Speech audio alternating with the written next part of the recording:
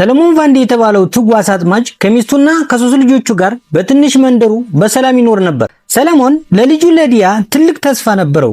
ዲያ ዶክተር ሆኖ እንዲያድግና የተሻለ ህይወት እንዲኖረው ይመኝ ነበር። ነገር ግን አንድ ቀን ሰማዩ በጭስ ታፈነ።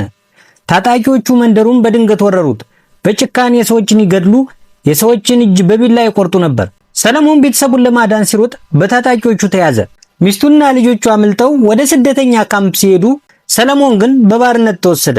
ታጣቂዎቹ የሱን ጉልበት ተጠቅመው አልማዝ እንዲቆፍርላቸው ወደ ወንዝ ወሰዱት። ልጁን ዲያን ደግሞ አስታጥቀው ወታደር እንዲሆን አደረጉት። ሰለሞን ለሳምንታት በጭቃና በቆሻሻ ወንዝ ውስጥ እየተደበደበ አልማዝ ሲፈልግ ቆየ። አንድ ቀን ግን በመላው ዓለም የማይገኝ እጅግ ግዙፍና ውድ የሆነ ሮዝ አልማዝ አገኘ። ይህ አልማዝ ከታወቀ ታጣቂዎቹ በሚሊዮን የሚቆጠር መሳሪያ ይገዙበታል። ለሰለሞን ግን ይህ ድንጋይ ቤተሰቡን መልሶ የሚያገኝበት የነጻነት ቁልፍ ነው። ሰለሞን አልማዙን እንዳየው በፍጥነት በጭቃ ውስጥ ደበቀው። ነገር ግን የታጣቂዎቹ አረመኔ መሪ ካፒቴን ፖይዘን ጥርጣሬ ውስጥ ወደቀ። በትክክለኛው ሰዓት የመንግስት ወታደሮች ጥቃት ሰነዘሩ። በዚያ ትርምስ ውስጥ ሰለሞን አልማዙን በእግሩ ጣቶች መካከል ደብቆ ከወንዝ ወጣ።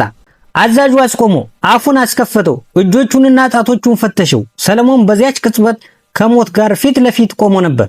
አዛዡ ምንም ሳያገኝበት ሲቀር ሰለሞን አልማዙን ጭቃ ውስጥ ቀብሮ ለማምለጥ ቻለ። ቢሆንም ግን በመንግስት ወታደሮች ተይዞ ወደ እስር ቤት ተወረወረ። በእስር ቤት ውስጥ ሰለሞን ከዳኒ አርቸር ጋር ተዋወቀ። አርቸር ከዚምባብዌ የመጣ አልማዝን በህገወጥ መንገድ የሚያሻሽጥ ነፍሰ ገዳይ ነጋዴ ነው። አርቸር ስለ ግዙፉ ሮዝ አልማዝ ወሬውን ሲሰማ ሰለሞንን ተጠቅሞ ሀብታም ለመሆን ወሰነ። ሰለሞንን ከእስር ቤት አስወጥቶ አንድ ስምምነት አቀረበለት። አልማዙን ካሳየኝ ቤተሰብን ፈልጌ ያገናኛለሁ አለው። ሰለሞን ሌላ ምርጫ ስላልነበረው ከአርቸር ጋር አደገኛውን ጉዞ ጀመረ። በጉዟቸው ላይ ማዲቮን የተባለች አሜሪካዊ ጋዜጠኛ አገኟት። እሷም ዳይመንዱ እንዴት ወደ አውሮፓ ገበያ እንደሚሄድና የጦርነት መነሻ እንደሚሆን ለዓለም ለማሳየት ትጥር ነበር። ሶስቱም በጦርነት በታመሰችው ሴራሊዮን ውስጥ ብዙ ፈተናዎችን አለፉ። ታጣቂዎችን እየተዋጉ ከሞት እየተረፉ አልማዙ ወዳለበት ቦታ ደረሱ።